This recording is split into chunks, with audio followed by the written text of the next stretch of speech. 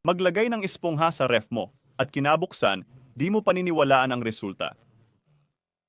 Kung inisip mo na ang espongha ay ginagamit lang panghugas ng pinggan, hindi tama. Pero bago ko ibunyag ang layunin ng paglagay ng espongha sa ref, hayaan mo akong ipakita ang iba't ibang gamit ng espongha na makakatulong sa iyo. Kung may damit ka na puno ng polka dots at sinusubukan mong alisin gamit ang tape, sinasayang mo ang oras mo. Halimbawa, kumuha lang ng bagong espongha at kuskusin ito sa damit gamit ang berdeng parte. Yun na nga, na-isolve ang problema.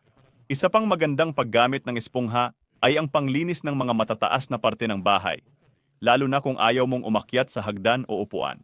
Gumawa lang ng butas sa parteng yun ng espongha. Dagdagan ng kaunting sabon at konting tubig. Kailangan mo lang i-fit ang walis sa butas na binuksan natin at yun na.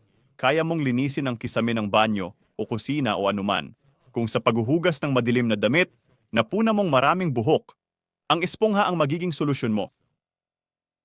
Bago simulan ang paghuhugas, magkakasama muna ng espongha. Sa ginawa mo, lumikha ka ng pang-attract sa buhok. Ang espongha ay parang magnet, pumipigil sa buhok na dumikit sa damit.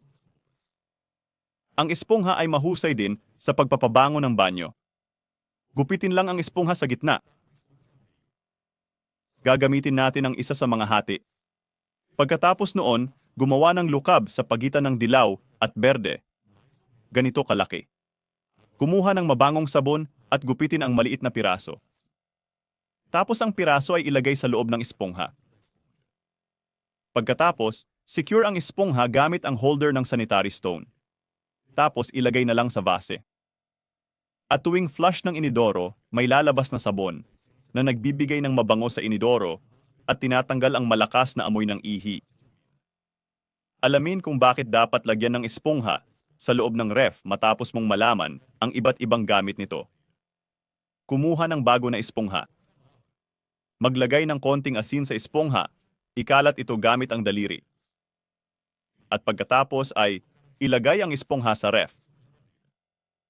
Sa simpleng prosesong ito, mababawasan ang sobrang kahalumigmigan sa ref na magpapalayo sa iyong pagkain, lalo na ang mga gulay.